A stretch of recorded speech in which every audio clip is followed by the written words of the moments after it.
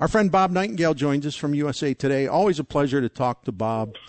I figured, I don't know, I mean, he's probably out there in Arizona somewhere, but I figured, on a snow day, even in spirit, we should give him something to do. So how you doing, man? Yeah, doing well, Bernie. It's a little chilly here, only about 60, so no snow, but no sunbathing either. And and also no reason to pack up for spring training, which is coming up soon. So I just wanted to touch base with you because you're well connected and I a hell of a lot more than I do about where this is headed. But number one, are you surprised of the slow progress of the negotiations? In fact, they've hardly met, and there's been minimal progress, and it looks like spring training is going to be delayed. I mean, give us your overall assessment of this right now. I'm surprised. I thought they'd get a deal done by mid-February, but I don't see that now. It's just the pace is so slow. MLB went ballistic yesterday when the union just made the two slight modifications, and the union's angry with MLB, like, okay, you guys aren't moving either. So both sides are accusing each other of stalling. The players don't get paid until opening day, so they got time here. It's a nice revenue. Spring training's become a nice revenue stream for the MLB owners.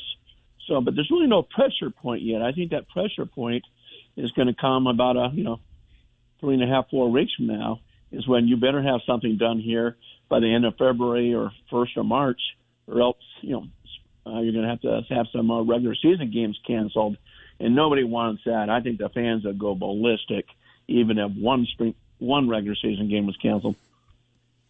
Bob Nightengale, our friend, is with us from USA Today. And, Bob, has it gotten to the point where you think that the normal start, or at least in terms of the schedule of the regular season, is in jeopardy?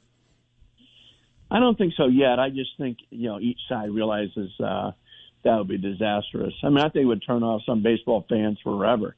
I think it'd be worse than the 94-95 strike. You don't have the Sosa McGuire home run race to save it this time.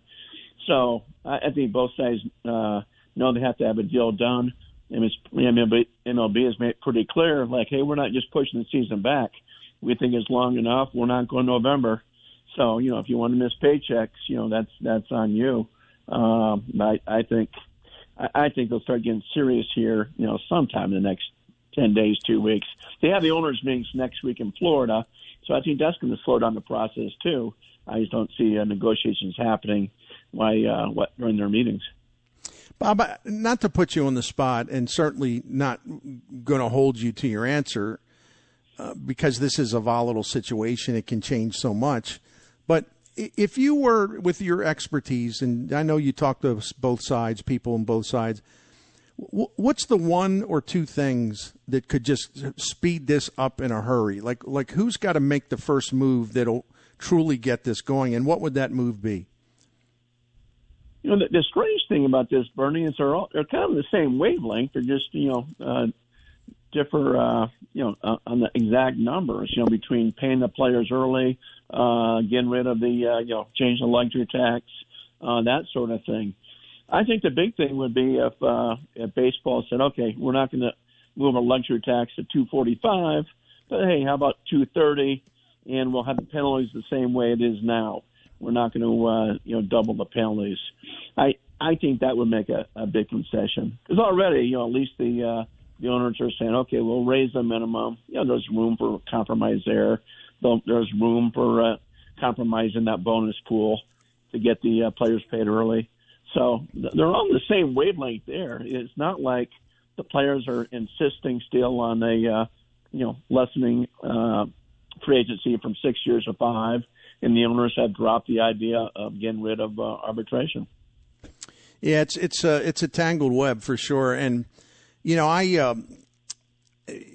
ideally I wouldn't take size, but I it's a situation where I totally understand the player's point of view, and I have I support it. It's just because the revenue continues to grow and the percentage of the revenue that goes to players continues to shrink. That last collective bargaining agreement, 2016, was kind of a disaster for the player. Not a disaster, but it was a bad loss.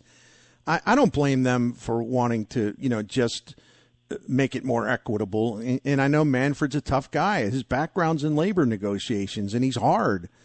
But so I just sometimes I wonder whether, and you know him a lot better than I do, whether a guy like Manfred is just kind of a, more of a wartime consigliere. Like he's just, he's in this thing to win and maybe just loses a little bit of perspective or something, because this is really bad for the game. Baseball should be, especially after the Super Bowl, center stage, and they've already thrown away their off season, and this is doing. I think even in the off season, it's doing really. They're missing an opportunity to just be in the spotlight more than they are. They're not in the spotlight at all, except for the Hall of Fame voting, and even that turned out to be something that had everybody arguing. So, I'm sorry for the long-winded there, but I agree. Manfred works for the owners. If the owners tell Manfred, "Hey, go raise it, raise your tax as much as you want. We'll give the players that minimum salary." He'd go ahead and do it. So the owners are behind this too. It's not like he's just making these decisions unilaterally. So yeah, but something has to change. I think I saw some stat, Bernie, where 72% of the players are 3 years or younger, and those guys aren't getting paid enough. I think the minimum salaries are the lowest of the, at least of the three major sports. I'm not sure about hockey, and so they got to raise that because it's embarrassing when you look at a guy like Pete Alonso. This will be his third year with the Mets, where he's made more off the 2 home run derby wins than he has in salary. That should not happen. I didn't realize that. That's absolutely preposterous. And that's right. There's plenty of money to go around. Hey, I actually support the front offices that say, as the way this trend has gone, why overpay for an older guy who may be in decline, and where a younger guy can have that spot and do just as well, probably even better. I mean, I don't expect teams to throw money away on when they have young talent that can be better than someone they would bring in with a lot more money. That would be stupid. But you're right. I mean, get more of the money to the players that are really making a difference and really getting the job done for these teams. Yeah, and I think that's where we're seeing some of those long-term contracts for young guys, whether it was a Tatis, Wander Franco in Tampa, those sort of things. Pay those guys early, get their money early. Atlanta's done a nice job with their young guys, particularly Acuna and Albies. So yeah, when players are in their 30s, it's tough to keep that going. I think it will help with the universal DH, where teams can say, okay, I'll invest in these guys, give them money, knowing that if he's not great defensively, hopefully the guy can still hit, having the DH around.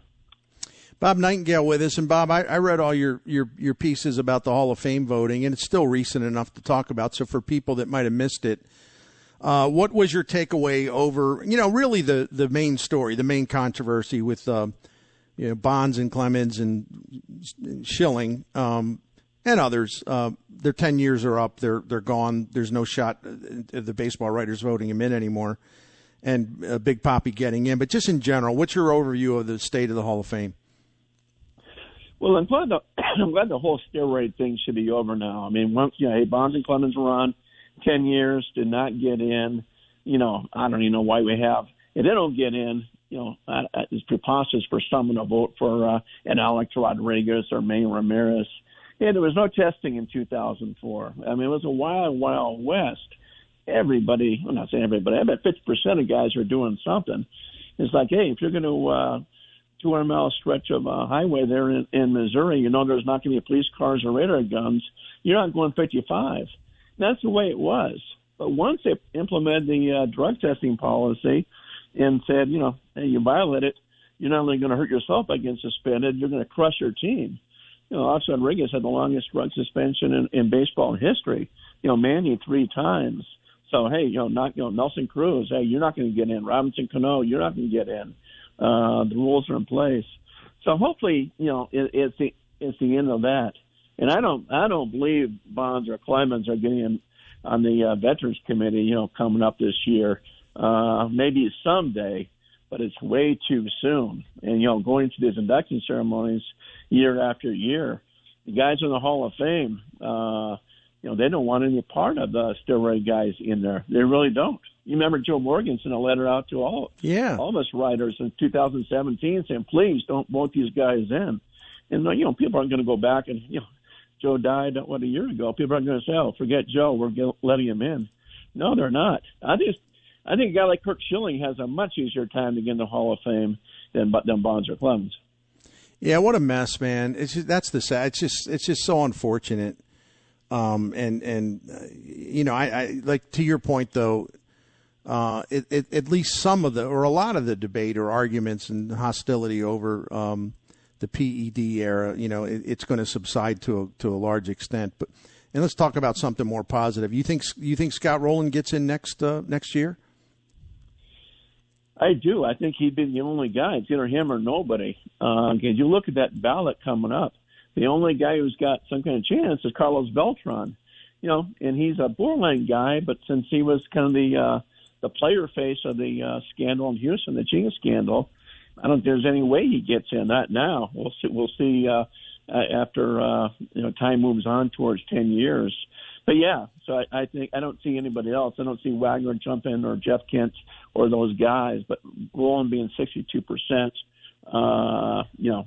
he may get in just because people say, "Hey, I got to get somebody in that Hall of Fame." Where do you think Carlos Correa is going to ultimately end up? I have no idea, Bernie. It's a good answer. I mean that. Yeah, I will say, I checked with Yankee people in September and October talking about Correa and some of these guys, and I was always told, no, we got nice young prospects that, this kid named Anthony Volpe that's going to be ready here in a year and a half. We'll take a stopgap, but we're not taking that. We did that already with the, Stanton and some of these guys, and we want to lock up Aaron Judge here at some point. So I'm going to rule out the Yankees, which leaves the only other big boys who would be the Dodgers. Andrew Friedman's never given up more than a 4-year deal to a free agent. So I don't see them jumping in and giving him the $340 he wants. So I don't know if he, does 1 year, 2 years, or some kind of short-term contract with a bunch of opt-outs, where he lands. I don't buy the Cubs. I mean, they're starting to rebuild. If you can do that, you would have kept everybody you had in the first place. So I'm not sure where he ends up. Well, now you get Cardinals fans wanting him, I'm sure. But he's a hell of a player. I know that staying on the field's been a challenge for him, but, man, he's really a hell of a player. How do you see the NL Central as it sits right now? I mean, subject to change for obvious reasons. When the lockout ends, there's going to be player movement. But how do you see it as it is right now? I mean, I still like the Brewers, just with slight nod over the Cardinals. I think it's close. I think, it's going to be a big difference, obviously, Flaherty being healthy and stuff like that, that the outfield really came on for the Cardinals. I still like to see him get another starting pitcher and bullpen help. The Brewers, they got that pitching already there. It's just such a dynamic force they have. I think it'll be a great, two-team race. I don't see anybody else in it. Cincinnati's already kind of backtracking, and, the Cubs aren't at that point yet. So it should be fun. And the one thing about the NL Central is at least all the payrolls are pretty much the same. It's not like the NL West where the Dodgers at 285 and, someone else is at 70 or, something like that. There's probably more parity in the NL Central, money-wise at least, than any other by far. Bob Nightengale from USA Today. I want to ask you two questions, and the first one will be about Shildt, and then the second one, well, actually the first one will be about Oliver Marmol, and then about Shildt. You talk to so many baseball people, and I don't think I've had a chance to ask you about this because you haven't been on for a while, which is my fault. Baseball people that you talk to, what did they make of the Cardinals' decision to change managers, and how do they view Oli Marmol? A lot of them don't know Oli Marmol. They have, say, no idea how he'll do. I mean, you walk into a great situation. Not too many, rookie managers have a chance to manage a team that win the playoffs. It's so rare. It's almost unheard of. So we'll see. I think, the jury's really out on him. And I think the Shildt thing, that shocked everybody. I mean, they of all the managers I can remember being fired in the last, 20, 30 years, that's probably top 5. But, obviously there was a personality difference between him and John Mozeliak, and Mo's the boss. Shildt isn't. I thought he would get a job. I thought he had a great chance for San Diego until the A's let Bob Neumann go. And I do think he'll be on everybody's short list.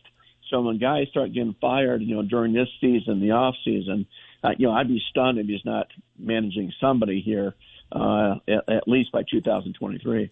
Yeah, especially if you got talent, and it's not like all managers need talent to work with. But he did such a good job here, making that team so much better defensively and their base running, and they won more games because of that stuff. So if somebody needs their team cleaned up, so to speak, I mean, he's a really good fit. But I was wondering what I was going to ask, but you sort of answered the question anyway. When he signed with he agreed to that consultant deal, farm system player development deal with the Padres. Would that mean that he's moving more towards a front office track, or do you think his interest levels definitely remains in managing? I think definitely managing. I mean, I don't rule out GM, but I think it's a tougher thing to do. You just don't see it often like you used to. I was a little surprised Major League Baseball let him do it. I mean, here he is working the MLB, front office there, and doing, decisions on fines and discipline and stuff like that. So, rule changes. So I was a little surprised to let him, dip his feet in with the Padres. But I think, it's like, okay, as long as there's no conflict here, you're not going to be, making decisions if the Padres get into a fight or something like that. So at least it keeps his feet wet. And from what I was told, too, it's just a real, it's a part-time role. It's not full-time by any means. His full-time job is still with Major League Baseball. Bob Nightengale, I know I'm more than a month late, but Happy New Year to you, man. And hopefully this will all get resolved soon, and you'll be out there in your annual spring training expedition. So and always look forward to that. I know you do too, because you're great at. You can't have spring training without Bob Nightengale. That's all I got to say. So, I love spring training. I mean, my favorite time is postseason. Spring training might be second. Yeah, it's a blast. You do. I mean, and fans love it. I mean, Bernie. I mean, fans flock everywhere. I think fans like spring training more than the regular season. And that's the other thing that just kind of ticks me off, because it is. And it's a lot. Like, I think in all markets, people love spring training and they'll go to Arizona, Florida, but. There's a lot of places where that's a really big deal to the fan bases, and St. Louis for sure, and many others. It's it's a shame at a time where baseball needs as many fans as it can because of the damage caused by the pandemic and everything else. It's just a shame, maybe wind up taking spring training or much of it away. I mean, it's just it's another frustrating part of it. I know the negotiations have to take place, but there's always some fallout, collateral damage, I guess you could say, so. But yeah, I agree. I don't think, when you're talking about people not talking about baseball, I don't think so. I don't think a lot of people have any idea there's a lockout going on. I don't think it's going to hit people until the Super Bowl is over. Like, okay, you're going to spring training. What do you mean there's no spring training? Bob, I propose if spring training's delayed that you just, go on your spring training tour anyway. Well, the minor leaguers would be there. Minor leaguers would be there. And, friends you've met along the way and nice places to hang out, they're all still there. So Right, yeah. Restaurants, drinking establishments, they'll still be in operation, just not as full. You probably find some umpires to hang out with. You'll be good. So, right. My friend Bob Nightengale, thank you so much, man. Take care. All right, you too, Bernie. Take care. Bye. That's Bob Nightengale. He's great, man. He's the legend. Bob's like one of those guys, and it's actually one of the cool things. Like, he's been going to spring training so long. Literally every one of those spring training sites, it's like I think he knows half the town, and he actually could have fun on a spring training tour when there's actually no spring training. Oh, yeah, it wouldn't matter to him, He'd go see all his friends and have dinner and, have a few beers and whatever. So, that was great. Yeah, I don't know, man. It's just kind of a bummer, but let them do what they're going to do. I can't change it. Well, you and I are finding reasons to talk ball today. We are. So it's fine. They can't take that away from us. The way I look at it. I want to be able to go, hey, the rumor that so-and-so's going here, because there's a lot of names that don't have jobs right now. And that would be part of the fun conversations. I haven't said this on the air, but just because I've forgot to mention it or whatever, that's something that I look forward to because, look, as much of a downer as all this has been, this big gap in the winter where you can't evaluate trades or free agent signings and keep track of all that stuff. That stuff's fun. The hot stove league's part of baseball, and they took it away except for that feeding frenzy early on before the lockout. But as soon as this thing is over, and especially if I don't want it to be later than sooner, but if it takes longer to do it, which it will, can you imagine the frenzy that's going to occur as far as players trying to find jobs, front offices trying to make signings? You're going to have multiple teams bidding on players. You're going to have people trying to make trades. I mean, it's going to be like total craziness, and it'll be a fun kind of craziness. So at least we can look forward to that. Well, that's true. We got to get there. Unless the Cardinals don't do anything, and then then it won't be so great. I think they'll do something. They got to get some arms. I really do. Yeah.